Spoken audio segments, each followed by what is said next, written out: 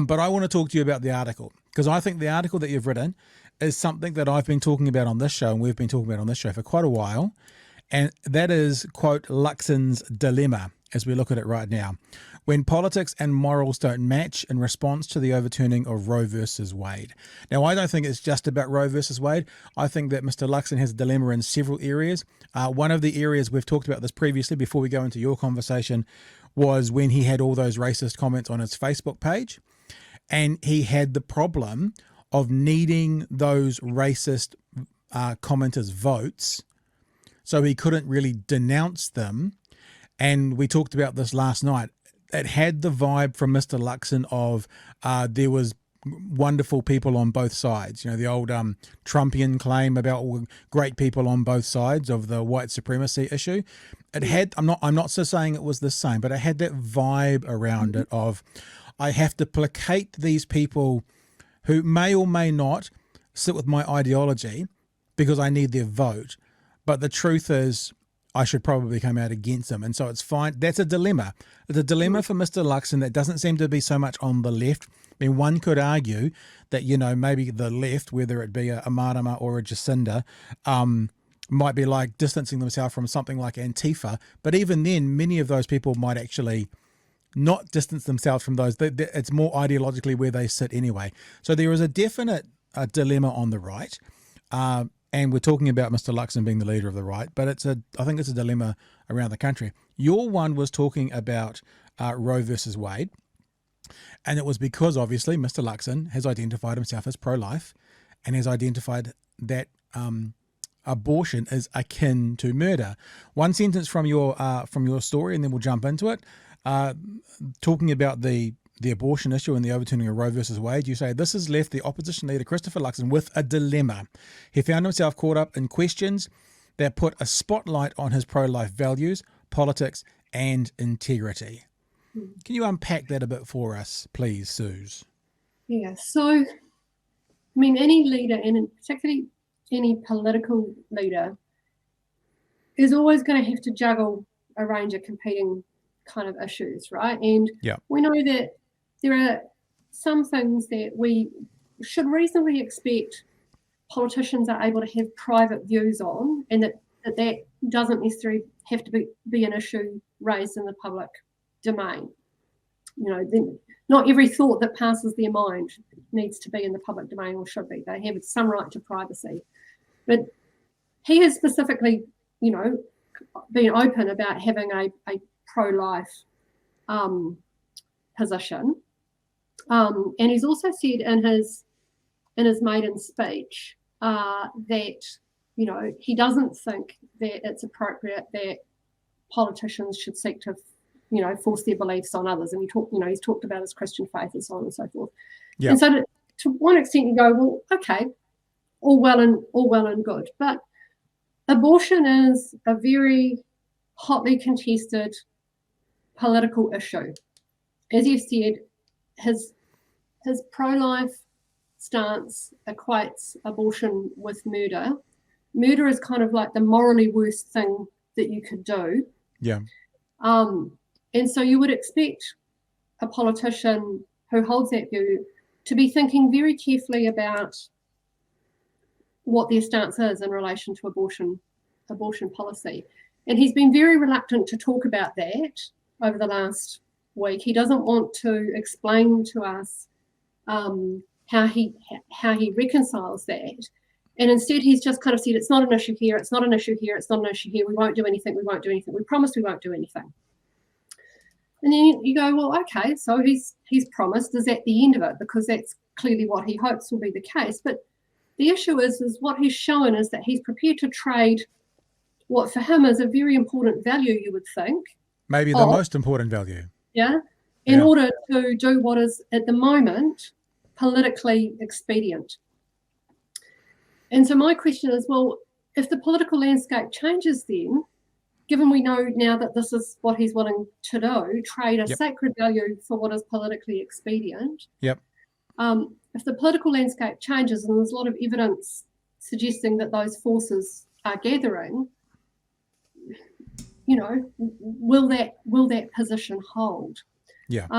And, so it speaks to kind of a question of his character and his integrity, is that he says that these values are very important to him, but when push comes to shove, he won't kind of take the heat that comes with that and be clear to us about what his reasoning is. He'll just try and brush it away and do what's expedient. And so that raises questions, I think, about integrity and character. Oh, look, and I think you're spot on, right? We talked a bit about this last night, and you'll appreciate, Suze, that often our show is sort of a stream of consciousness. It's like we're just having a chat around a table with a beer sort of thing. But one of the things I sort of realized in the middle of last night's show, when we were talking to disinformation researcher Byron Clark, was, hang on, if you're, I mean, I think most of us are anti-murder, and most of us want to see murder go away. Yes. Therefore, if you think abortion is murder, then logic would say you want to see that go away. Murder is criminal. Murder is a crime against another human being. As you say, murder is kind of the worst of the worst.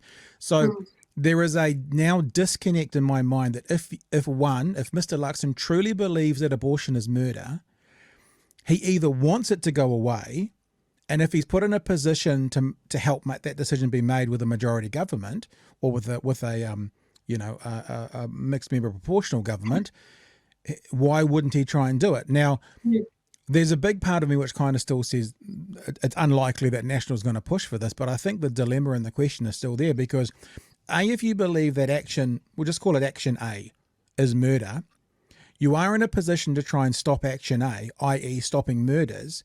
And if you choose not to do that, that either says you don't believe action A is murder. And I'm saying action A because whatever that thing was that caused the murder, right? Whatever, you either believe that action A isn't murder, and that means you're lying to your Christian base. I actually wrote this down before, so I'll make sure I get my three points right. You actually think it is murder, but you're ignoring it, which makes you a sociopathic hypocrite. Or it means that maybe when you get a chance to change a law to help stop, option A being murdered, you're going to do it. And they seem to be the only three logical outcomes to me. And I think all three of those, no matter which one it is, are a pretty appalling outcome for, say, the rest of New Zealand and New Zealand political law as well. I mean, I think the path he's been trying to take through that is to say that this is a matter of personal conscience, and I'm not going, even if I've got the political power, I'm not going to do anything about it. But it's a huge trust me ask, right? Yeah. And particularly because he's not prepared to talk in any depth around explaining his thinking around these issues, the trust me becomes even bigger. An even bigger ask. And, he's only been an MP since 2020. He's only been the leader for 6 or 7 months. As a voting population, we don't really know a lot about him yet. Yeah. We haven't seen him tested to be able to predict in any real fashion, be able to kind of predict how he might react. But what we do have is, there's clear evidence of, well, yes, I think this, but no, I won't act on it. And the reason I'm not acting on it because it is basically because it's not politically convenient to do so. Yeah. Which tells us, okay, more pragmatist than idealist, more expedient than principled.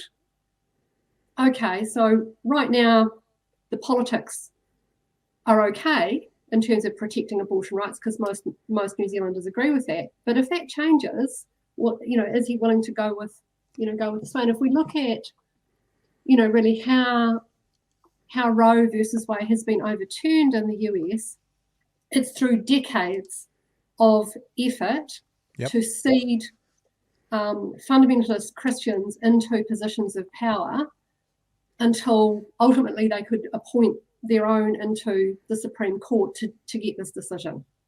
So, there is no certainty that what we have now is protected at all. It is very much clearly a matter for ongoing debate, and him trying to say to us, the matter is settled and that's the end of it. It's just not, it shows no understanding of actually how political landscapes can change. And I thought he also seemed to be overreaching and saying, nobody in my caucus can do anything about this because it's treated as a conscience vote in Parliament. It can come up via a private member's bill, and he can't stop a member of his caucus raising a private member's bill without overreaching his authority. Yep. Which would be a worry. You don't want leaders who are going to overreach their authority. And we know that 2/3 of that current caucus voted against the decriminalisation. So this, he's trying to paint things in a far more simplistic fashion than the reality at stake actually is. I think also that one of the problems with him, you talking about it's settled law, is that's exactly what Brett Kavanaugh said. Yes. And then he just either changed his mind, or he said it to get to the position he needed to get to, and then was part of the reason it got overturned. So, yeah. and I'm not accusing Mr. Luxon of this, but we have very recent history of a person in a political position saying one thing and using the word settled, and then within a couple of years doing the opposite. So that's also in the mindset. Again, I'm being clear not to accuse Mr. Luxon if he's going to do that, but the just trust me idea, which is what you're saying, that's basically what Brett Kavanaugh said. Just trust me, and then went against it. So, and I also think that it would be naive of us to say that all the promises that get made pre-election, forget that it's abortion, whatever they are, all those promises then get adhered to through the first, second, third term of a government. Inevitably, I mean, we're seeing it at the moment with the capital gains tax and the Labour Party. Jacinda said prior to the last election, while I'm Prime Minister, there won't be a capital gains tax. The word now is we haven't made that decision for next year. If that changes, how would that be any different from a promise Mr. Luxon saying now?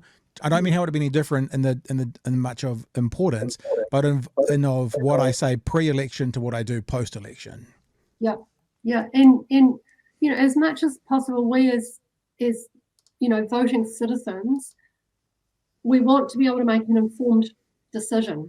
So we want those who are trying to get our vote to be as transparent as they can about what their commitments and their values and their views are, so that we can, figure out where we stand, and the kind of the continued brushing off, nothing to see here, definitely nothing to see here.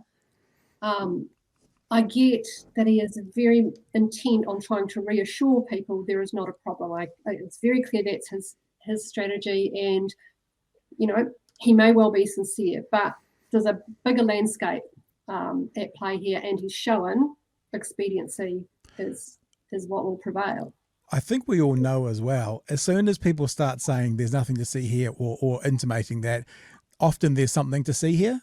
Methinks the lady does protest this too much a little bit. With there's nothing to see, often that's a pretty good place to look. Yeah.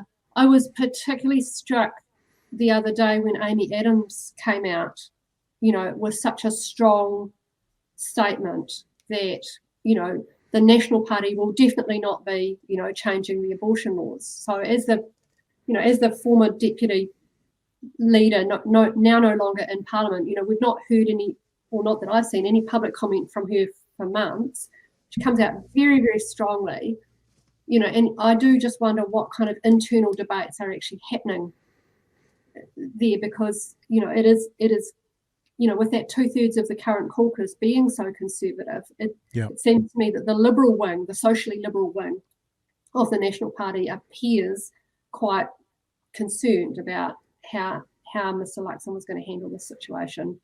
And almost in some sense, the sense almost was that he was being pressured into trying to say, we won't do anything. We definitely won't do anything. We really won't. And by the way, let me tell you what women think in this country. Yeah, yeah, yeah. Hey, now, you are in the School of Management there, or Management School, and one of the things your article wrote about, to get back to why we originally started talking, was about Mr. Luxon's leadership. I want to read something else from it and maybe get you to speak to that. You're talking about principle and pragmatism in leadership. It has long been argued good leadership is underpinned by strength of character, a clear moral compass and integrity. In other words, consistency between one's words and actions. Whether a leader possesses the prudence to gauge what is a practically wise course of action in a given situation that upholds important values, or simply panders to what is politically safe and expedient, offers insights into their character. We sometimes have talked on this show a little bit about you don't really know what someone is unless you know what's happening behind closed doors. And we don't say that to want to know what's going on, for example, in the bedroom. But I've had conversations before with Don Brash, for example, in a podcast where I've said, actually, your character is what gets shown when no one's looking. And I wonder how much this relates to that. And this relates to you're talking about insights into one's character. Because what you can say publicly, like I'll say it again, if you really thought that this, like if we thought that, I don't know, let's say firearms caused a lot of murder, and we had the opportunity to remove all firearms, therefore there'd be no firearms murders, and then we just didn't do it, it would speak to our character. And so what do you think about that? And how does this, even though we are making a bit of an assumption or an assertion based on the logical, flow on from these comments, what this says of Mr. Luxon's character, especially when it comes to leadership? Yeah. So gauging a political leader's character is, it's difficult.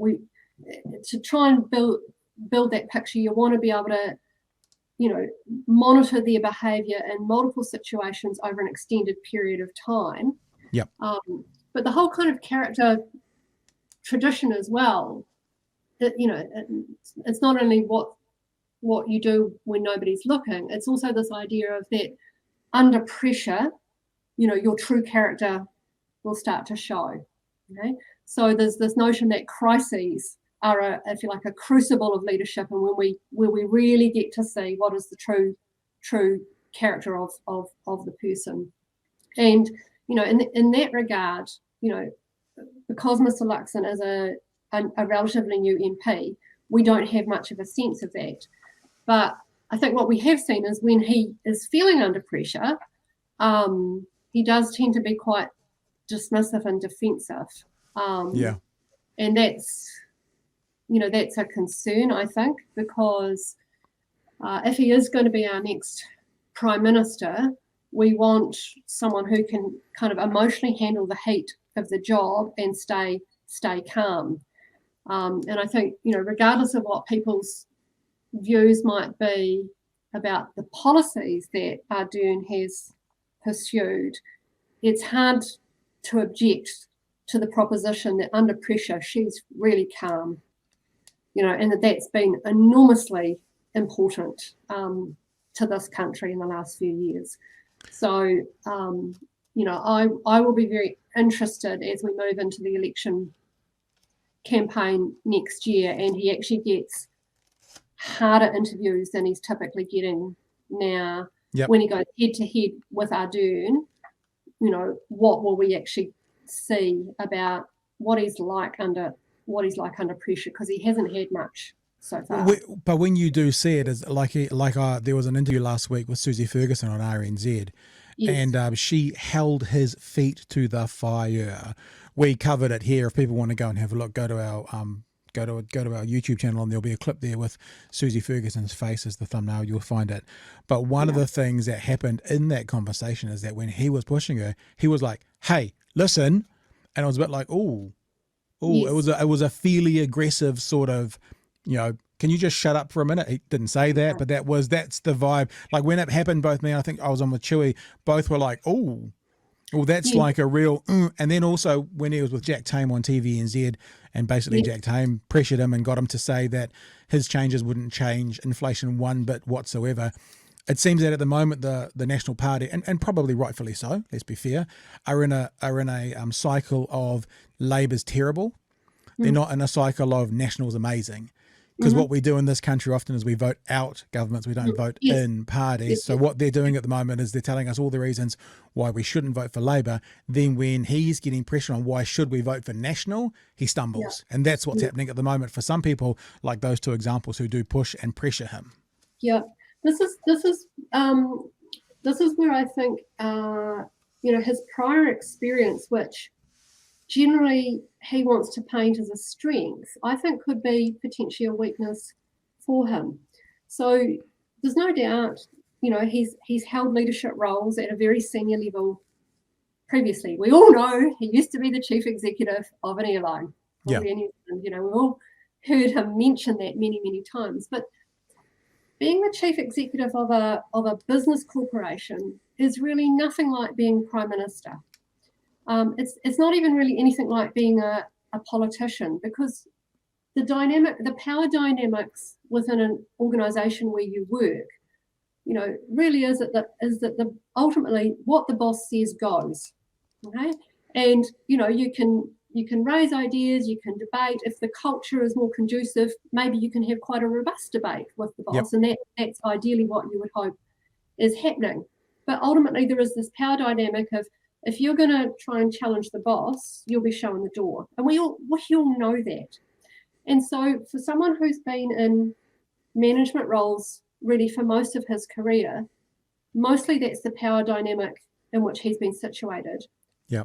That if somebody who is a subordinate challenges him, he can just shut them down. That's what bosses can do. Yep. That's not what it's like in the political domain. Journalists will not be shut down in that manner, and nor will citizens. And it takes a lot, I think, of practice and experience to learn how to withstand, that kind of scrutiny and that kind of challenge without getting all like this. And he doesn't have much of that experience yet.